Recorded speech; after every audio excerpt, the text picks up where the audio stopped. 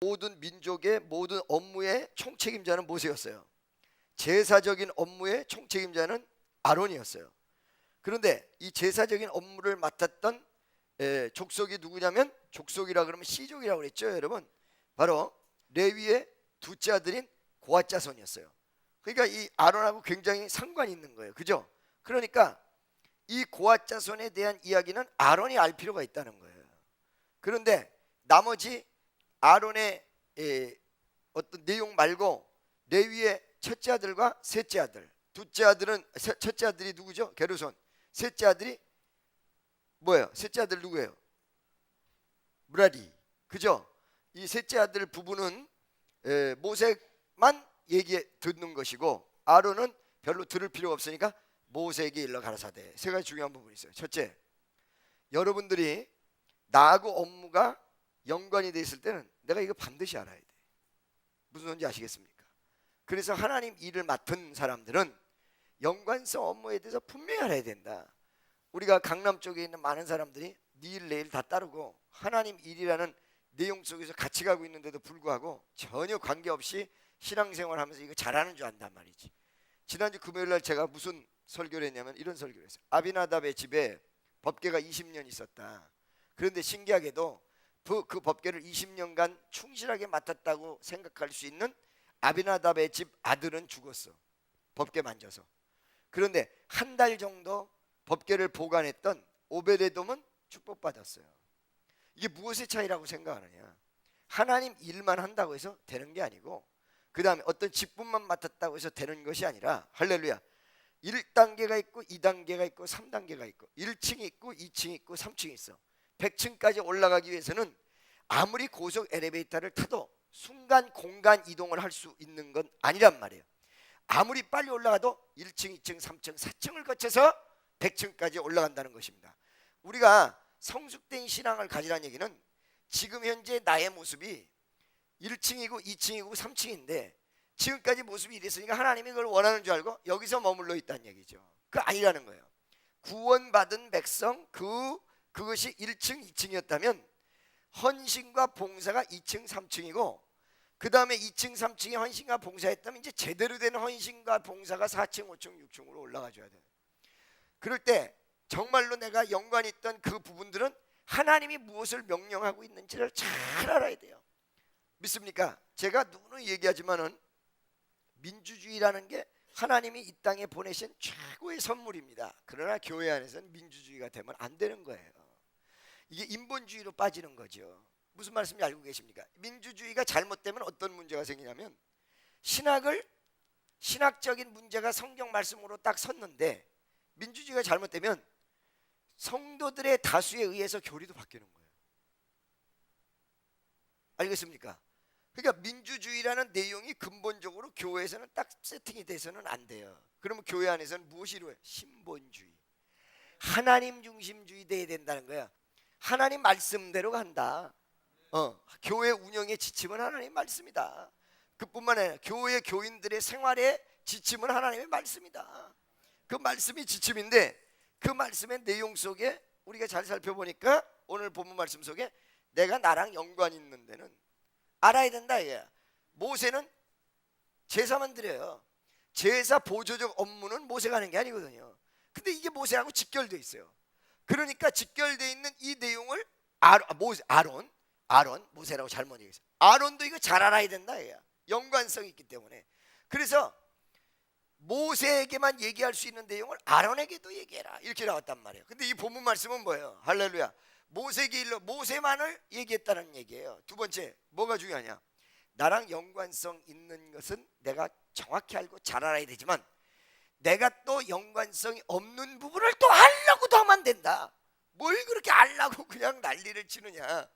이 부분은 지도자인 모세에게 하나님께서 딱 역사를 하셔서 레위 족속의 첫째 아들과 셋째 아들에게 잘 지도를 해서 이끌고 가면 된다는 얘기예요. 아멘이죠? 세 번째, 여기에 이런 내용들의 부분 속에 우리가 무엇을 알아야 되느냐? 제사 드린다고 해서 우리는 지금까지 제사장이 제사 드리면 된다라고 생각했는데 그거 아니로구나. 제사장이 제사를 드릴 수 있도록 레위 족속이 전부 보조를 했다는 것. 그 다음에 이동을 하게 되면 전부 성막을 뜯어가지고는 또 이동 경로에 하나님이 원하시는 그 경로에 맞춰서 이동했다는 거. 이 보조적 내용들이 전부 전체 이루는 역사란 말이야. 그러니까 내가 어떤 일을 맡았는데도 불구하고 그거를 잘 안 할 경우에는 제사가 깨지는 일이 벌어지더라. 그러니까 교회라는 큰 역사는 말씀 전하고 은혜를 끼치는 거지만, 말씀 전하고 은혜를 끼치는 거를 제대로 하기 위해서는 목사가 말씀을 전하고 하나님의 은혜가 역사할 수 있도록 주변 보조 역할을 잘해야 된다. 모세에게 각자의 업무가 있는데 그거를 충실할 때 예배가 살고 교회가 살고 역사가 이루어지고. 우리 교회가 정말로 담임 목사를 사랑하는 것을 내가 알아요. 나도 여러분을 너무너무 사랑하고. 아시겠습니까? 근데 사랑의 방향이 약간 수정해 줘야 되는 게, 예배를 참석하고 그 다음에 나 개인에 대한 관심 있고 이런 거는 아주 어떤 교회보다 강렬하죠. 내가 아프다 그러면 난리 나죠.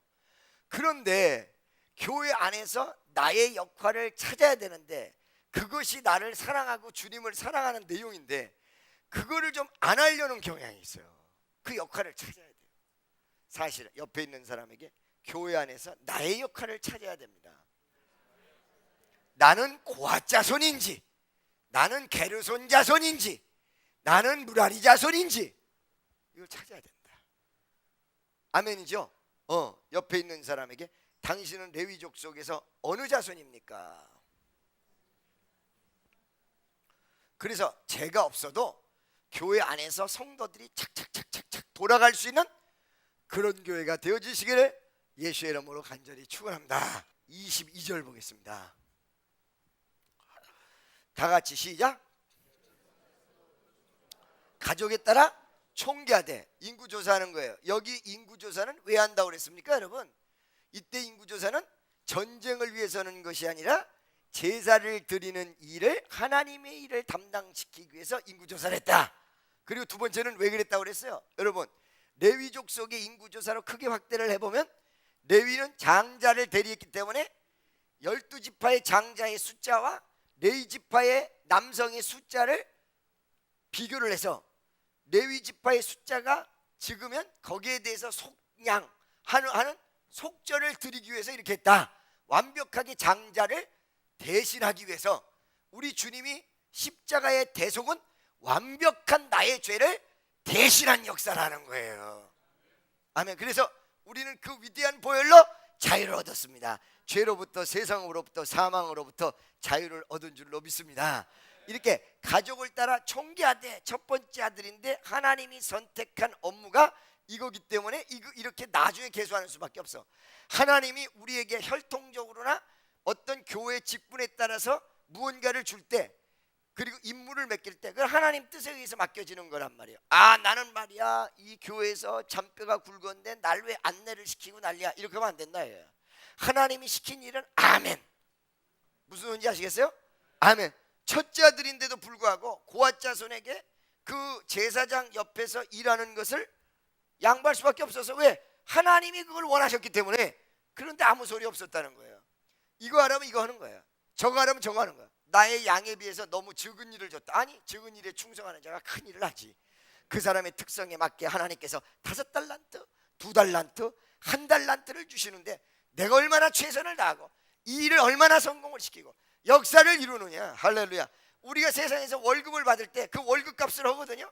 책임감을 지고 업무 분담을 해서 그 업무를 쫙 하는데, 신기하게 사람들 머릿속에 월급 받아서 하는 일은 철두철미하고 주의 일은 얼렁뚱땅 넘어가도 된다는 성경의 근거가 아무것도 없는 의식과 의식구조를 가지고 살아가기 때문에 하나님의 역사가 덜 일어난다는 거예요. 월급 받는 일보다 일이 더 중요해. 왜? 하나님이 준 은혜는 월급 정도가 아니거든. 무슨 말씀인지 아시겠어요? 그래서 하나님 일이 맡겨졌을 때는 이 책임감이 대단해야 되거든요. 할렐루야. 자, 그래서 게르손 자손에게 하나님이 이렇게 일을 맡기 위해서 계수하라. 그러면 게르손에게는 장자인데 차자에게 그 중요한 일은 넘어갔는데 게르손에게는 어떤 일이 주어졌냐? 이것이 예배를 볼 때는, 제사를 볼 때는 고아자손이 맡은 일이 가장 중요하지만 사실은 업무의 분담적 차원에서는 고아자손이 맡은 제사 일을 돕는 일이 중요하단 말이야.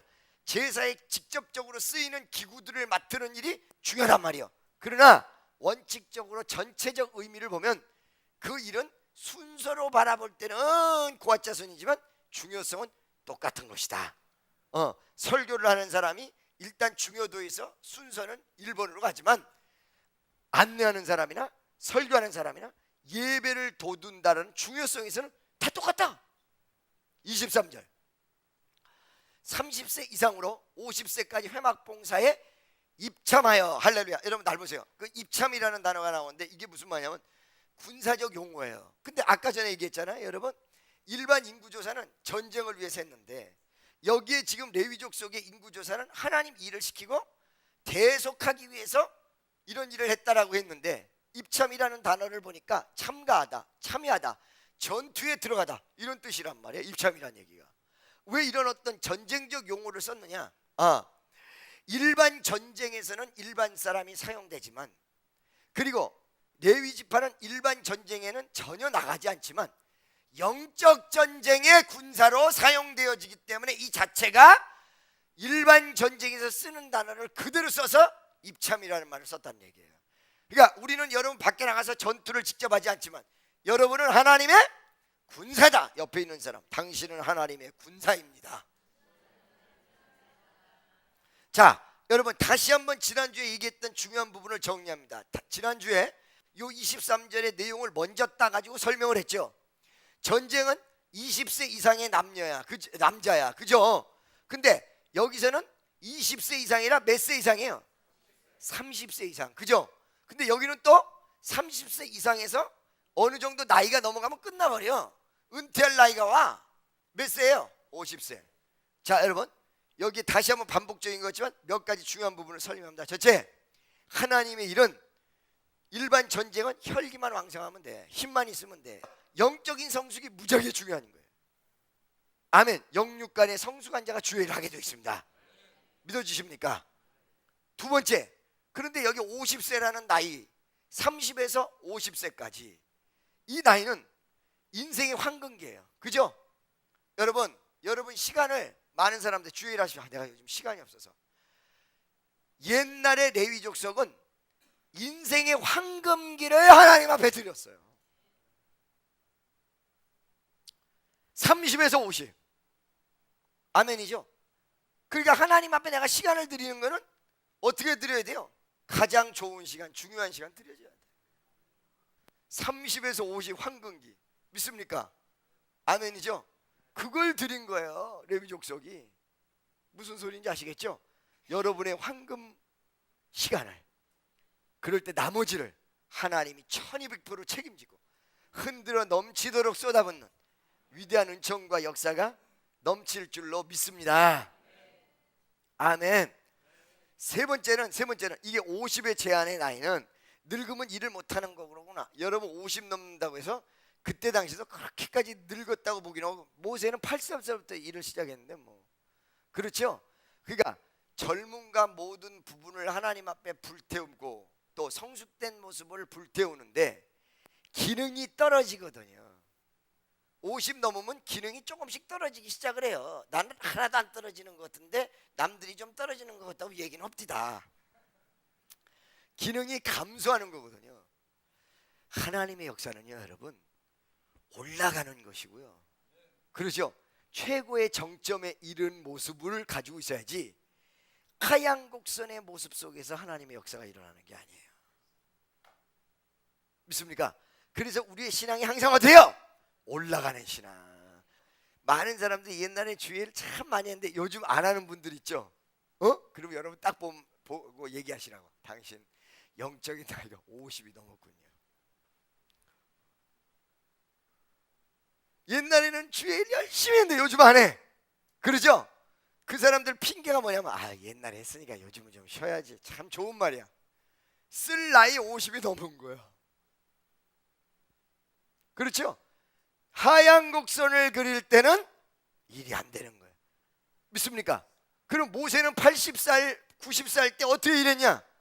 육적인 나이만 그랬지 영적인 모습은 50 이하로 있었던 거예요, 모세가. 할렐루야. 무슨 소리인지 아시겠어요? 그래서 이거는 일반 보편 타당한 사람의 이야기, 보편적인 이야기이기 때문에 50이란 나이를 정점으로 두고 있는 것은 어떤 면에서 육체적으로 또 영적으로 하얀 곡선을 그릴 수 있는 상징적 나이이기 때문에 전체를 향해서 얘기한 거예요. 근데 특정인들, 믿음이 센 사람들에게는 이 나이가 넘어도 다른 엄청난 역사에 하나님의 일을 맡겼을 가능성이 크다는 거죠. 24절 보겠습니다. 게르손 자손의 할 일과 맬 것은 이러하니라. 여러분 날 보세요. 성막에서 모든 기구를 어디다 맸어요? 어깨에다 맸죠. 게르손 자손이 이 모든 걸 다 매야 되는데 이 성막 안의 기구들은 여기도 맬 것으로 나왔죠. 이 해석 잘못된 거예요. 왜 그런지 내가 말씀을 드릴게요. 두 가지 이유 때문에 그래요. 첫째, 성막 안에서 고앗 자손의 모든 기구는 어깨에다 맨 게 당연해. 전부 채가 있었고, 그렇죠. 진설병상, 정금 등잔, 정금 향단, 속죄소, 그 다음에 법궤, 무슨 소리인지 알겠죠? 근데 이 사람들이 하는 거는 성막 덮개 이런 거란 말이에요. 그러죠? 이런 거를 어깨에다 어떻게 매요? 널판지 이만큼 큰 거예요. 이거를 뭘로 날랐냐면 술에다가 싣고 날랐습니다. 그래서 여기다가 맸다라는 얘기는 성막 안에 모든 기구는 매야 된다는 건 제사에 직접 쓰인 모든 기구를 매야 된다는 거고, 나머지 집 짓는 거, 그 다음에 텐트 이런 내용들은 맨 게 아니라 술에다 실었어요. 무슨 말씀인지 아시겠죠? 그래서 여러분 다윗이 헷갈리고 복잡했던 내용이 어디서 있었냐면 바로 이런 데서 있었던 거예요.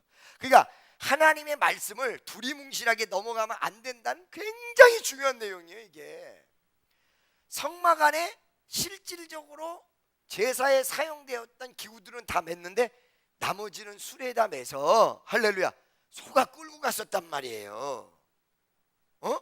그렇기 때문에 그때 당시에 법궤도 그래도 되는 걸로 착각했다는 거지. 여러분 하나님 말씀을 1.1핵이라도 섞고 복잡하면 안 돼. 여러분 마귀가 역사하는 게 말씀을 비스무리하면 안 돼. 말씀대로 해야 돼. 이 아담과 하와가 사탄에게 뭐라고 했어요? 마귀가 틈타는 요인이 뭐라고 했냐면 이 선악과를 따먹는 날에는 정령 죽으리라 그랬단 말이야. You will surely die 그랬단 말이죠. 그런데 아담이 마귀에게 뭐라고 그랬어요? 이걸 선악과를 따먹는 날에는 하나님께서 뭐라고 말씀하셨냐면 이걸 먹는 날에는 한국 번역으로는 죽을까 하노라 이랬단 말이에요. 정령 죽는다는 얘기와 죽을까 하노라가 달라. 그러니까 말씀과 비슷하다 그거 아니에요. 말씀과 비슷하면 안 돼. 똑같아야 돼. 그러니까 다윗이 어떻게 헷갈렸는지 여러분 아시겠죠? 무슨 말인지 알겠죠? 왜 다윗이 그 법궤를 술에다가 메고 갔는데 그냥 내버려 뒀을까? 사실은 성막 안에 실질적 기구들은 전부 어깨에다 맸으나 나머지 성막 안에 덮개가 4장으로 되어 있잖아요. 그러죠?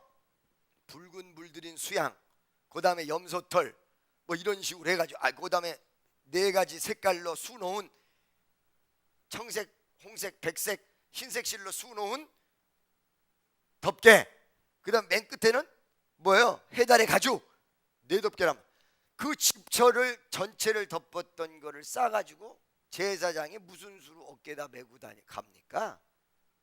그러죠? 첫째, 무게 때문에 안 돼.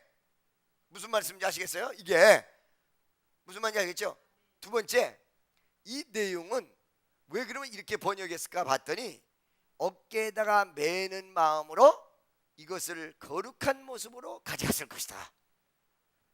아멘이죠?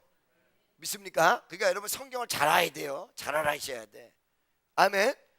그래서 게르손과 무라리 셋째 아들의 이를 수레에다가 이걸 끄는 수레가 6개가 있었습니다. 소가 끄는 수레. 아시겠습니까? 25절 보겠습니다. 곧 그들은 성막의 앙장들과 회막과 그 덮개와 그 위에 해달의 가죽 덮개와 회막의 문장들을 메어서 무슨 소리인지 아시겠죠? 이제 이해가 가세요? You got it? 그러니까 여러분 우리가 깐땅하다가는 다윗의 실수를 범할 수가 있다. 성경하고 비슷하니까 이거 된 거 아니야? 아니다, 똑같아야 돼. 똑같아야 돼. 그래서 해석을 폭을 너무 지나치게 넓게 하면 큰일 나. 다 같이 따라하세요. 예배는 개방적이어도 말씀은 보수적으로 가야 된다.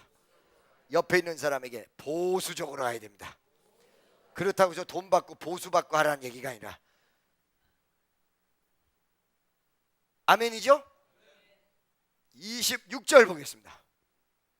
뜰의 휘장과 및 성막과 단사면에 있는 뜰의 문장과 그 줄들과 그것에 사용하는 모든 기구를 메어서 그 모든 것을 어떻게 맡아 처리할 것이다. 아멘. 무슨 소리인지 알겠죠? 아멘이죠? 네. 27절. 게르손 자손은 그 모든 걸 맬 것과 처리할 것에 아론과 그 아들들의 명대로 할 것이니 너희는 그들의 멜짐을 그들에게 맡길 것이니라. 할렐루야. 28절 쫙 읽어보고 넘어가겠습니다. 다 같이 시작. 게르손 자손의 가족들이 회막에 할 일이 이러하며 그들의 직무는 제사장 아론의 아들 이다말이 감독할지니라. 할렐루야. 자, 잘 들으세요. 레위 족속 레위의 후손 중에서 첫째 아들에게 맡겨졌던 이 일의 감독을 이다말이 했다. 누가 얘기했어요? 제사장이 한 거야. 그죠? 아론의 아들이 한 거야. 그죠? 근데 여기서 감독했다라는 얘기는 무슨 말이냐면 책임을 맡기다. 무슨 소리인지 알겠어요? 그걸 전부 핸들링, 오늘날로 말하면 핸들링하다 이런 뜻이에요. 두 가지 중요한 부분. 첫째, 하나님께서 일을 맡긴 것은 전적으로 그 사람이 책임지고 그 사람이 모든 것을 해야 돼. 그래서 저는 사람한테 일을 맡기면 더 이상 복잡하게 얘기하지 않아요. 그거 알아서 해야 돼. 믿습니까? 아멘이죠? 그 감독하는 일을 이다말이 하게 만들었다. 믿습니까? 두 번째, 이것에 대한 책임은 그 감독자가 반드시 져야 돼. 여러분이 잘못하면 내 책임이다. 교회가 무슨 사건이 일어나면 내 책임이다. 자기네들끼리 막 일을 하다가 잘못되면 교회 와서 원망해. 내 책임돼 있어. 그래서 나는 어떤 순간이 되면 중간에 개입을 해서 얘기를 할 때도 있어요. 책임 중요한 거거든. 옆에 있는 사람, 당신에게 맡긴 일은 당신 책임입니다. 할렐루야. 네, 여기까지는 게르손이란 말이에요. 그 다음에 29절 보겠습니다.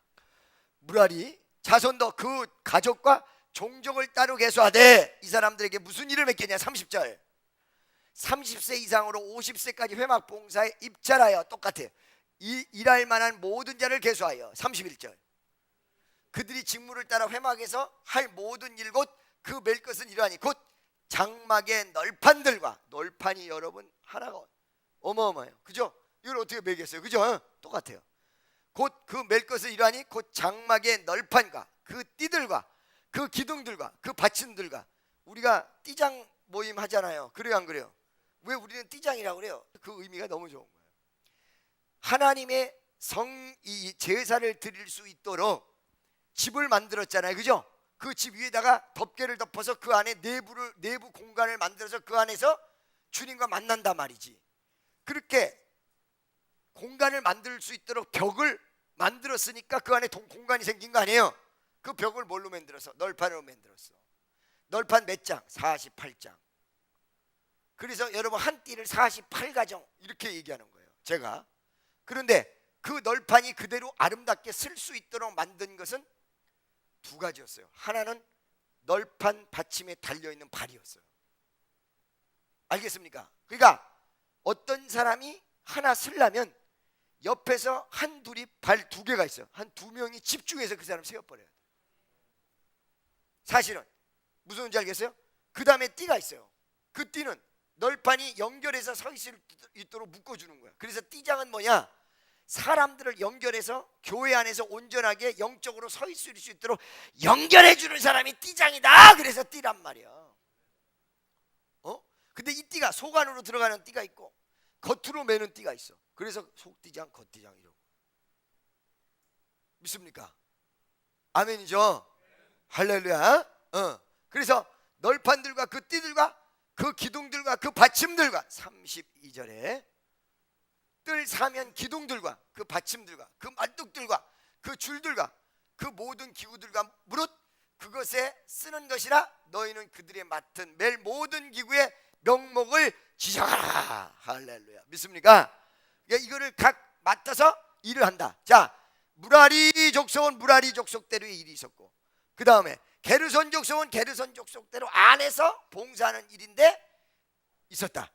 자, 여러분, 뒤에 안내 쪽이 있고 바깥에서 차량 관리가 있고 전부 다 있는 거야. 이거를 맡은 것을 100% 충실해야 돼. 그 예배가 이루어지는 거야. 하나님 앞에 제사가 이루어지는 거야. 교회 예배를 돕지 못하면서 자기 마음속에서 제사가 이루어질 수 있다고 생각하면 오산이요, 오산은 비행장 무조건 하려. 33절 다 같이 시작. 이는 제사장 아론의 아들 이다말의 수하에 있는 무라리 자손의 자손들이 그 모든 사무대로 회막에서 행할 일이니라. 34절 빨리빨리 읽읍시다. 모세와 아란과 회중의 족장들이 고앗 자손들을 그 자손과 종족대로 계수하여 35절 30세 이상으로 50세까지 회막 봉사에 입찰하여 일할 만한 모든 자. 36절 곧 그 가족대로 계수함을 입은 자가 2750이니 세상에 2750명이 이 일을 도왔던 거예요. 37절에 이는 모세와 아론이 여호와께서 모세로 명하신 대로 회막에서 종사하는 고아인의 모든 가족 중 계수한 자니라. 우와, 세상에 2750. 교회는 주의 일을 해야 될 때 많은 사람들이 다 해야 되는 거예요. 혼자만 하는 게 아니라 몇 사람만 하는 게 아니라. 38절 게르손 자손의 그 가족과 종족을 따라 계수함을 입은 자는 39절 30세 이상으로 50세까지 회막 봉사에 입참하여 일할 만한 모든 자라. 40절 그 가족과 종족을 따라 계수함을 입은 자가 2630명이니 와, 봉사하는 자. 이 조그만 성전 성막에서 일하는 봉사자가 몇 명이 이게 지금 5,000명이 넘어가는 거야. 2부의 은혜를 받고 3부에 봉사해야 된다 얘야. 아멘이죠? 41절 시작.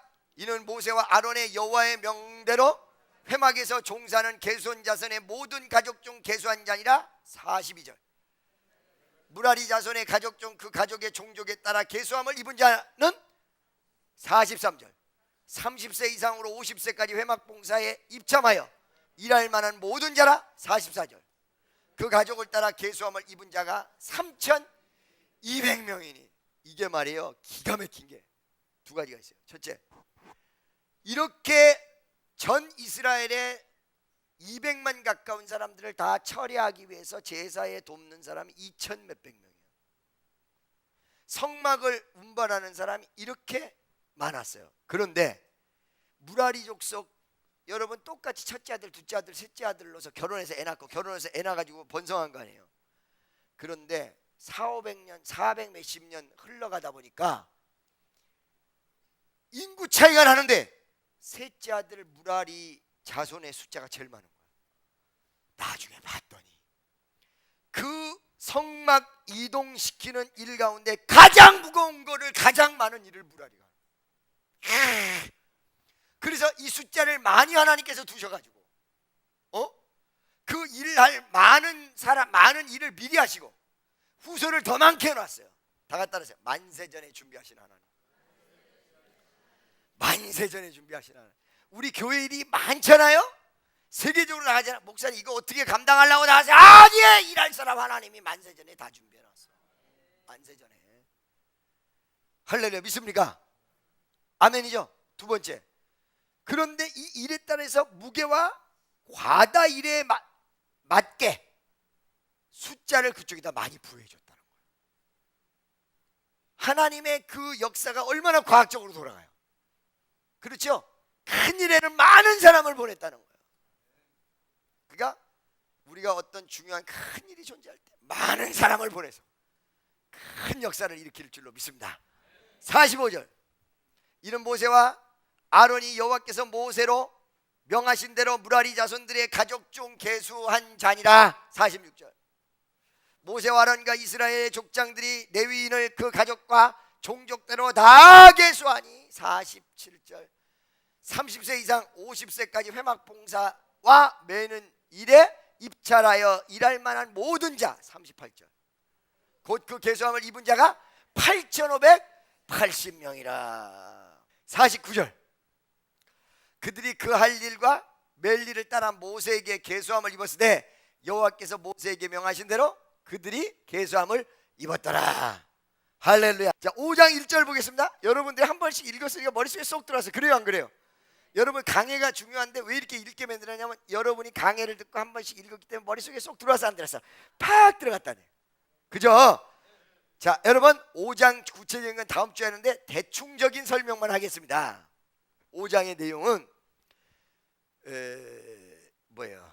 부정한 자에 대한 처리입니다. 뭐라고요? 여러분 구약에서는 율법이 어마어마하게 세서 어떻게 하면 죽이고 어떻게 하면 죽이고 어떻게 하면 죽이는 거야. 그죠? 근데 신약에서는 다 살리는 거야. 그래 안 그래? 예수님이 설교를 하실 때 사람들이 이런 참 처음 듣는다. 이거 놀랍다. 어메이징이다. 이런 권세가 어디서 났으면요.